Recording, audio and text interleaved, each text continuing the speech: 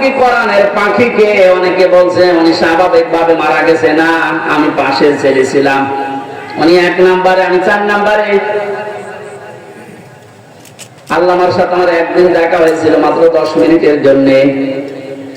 উনি এমনি মারা যায়নি, ওনাকে মেরে ফেলা হয়েছে। তার বাস্তব আমার মুখের হাসিটা এখন ভিডিও বের হচ্ছে, জেলার আর সুপারের আত্মীয়রা তারা পরিচয় দিয়ে বলছে ওনাকে জোর করে সই করিয়ে বলেছে আপনি সই করুন, আপনাকে মুক্ত করে দেওয়া হবে নির্বাহী আদেশে। এই কথা বলে বের করে নিয়ে গেছে। উনি তো খুশি আনন্দ জান পরিবারের কাছে ফিরে যাচ্ছে। কিন্তু শয়তান যারা আছে শয়তানি করে ষড়যন্ত্র করে যাকে দায়িত্ব দিয়েছিল মোস্তফা জামান একলাঙ্গার, এই যে কি জিনিস এখন আমরা টের পাচ্ছি, কার তৈরি করা এখন আপনি দেখতে পাচ্ছেন। আমার মনে হয় একে যদি আমার মতো এরকম 10 দিন রিমান্ডে রাখেন ও সব সত্য কথা বলে ফেলবে। আমার মুখ দিয়ে রিমান্ডে একটা কথা ওরা বের করতে পারেনি, শেষ পর্যন্ত মন মতো লিখে আমাকে বলছে সই করেন আপনারা ছেড়ে দেওয়া হবে। আমি তো রিমান্ডে বসতাম না যে 164 কি মানে তখন ছেড়ে যখন দেওয়া হবে দেয়, এখন দেখি সব আমার বিপক্ষে নিতেছে।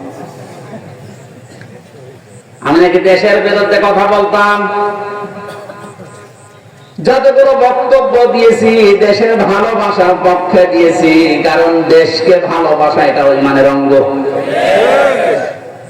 আরে মানুষগুলো এটা আমাকে বলে কয়ে নিয়েছে যে বলেন আপনি যে আপনাকে এদেশের কিছু মানুষ টাকা পয়সা দিয়ে ব্যবহার করে যে আপনি দেশের বিরুদ্ধে, এই সরকারের বিরুদ্ধে, তাহলে আপনাকে ছেড়ে দেবে।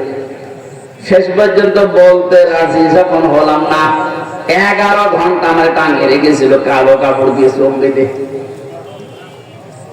নিজেরা নিজেরা বলা করতো হুজুর আপনি নির্দোষ আমরা জানি, কিন্তু আপনাকে কথা বলা লাগবে।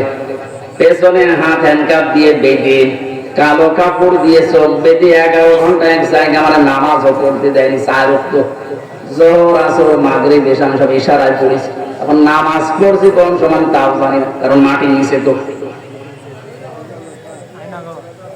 সর্বশেষ যখন বললাম না এত বড় মিথ্যা কথা আমি বলতে পারবো না,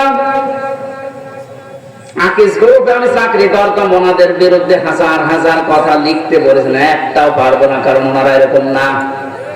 শেষে আমার বলছে যদি আপনি আজকে সন্ধ্যার ভেতরে এগুলো স্বীকার না করেন, না বলেন, তাহলে আপনার বউ তুলে নিয়ে আনবো। কি চরিত্র দেখিস। আর এখন অনেক বলছে অনেকে যে এদের মাফ করে দাও। এই জালেমদের মাফ করা মানে মাসুমের উপরে অবিচার করা।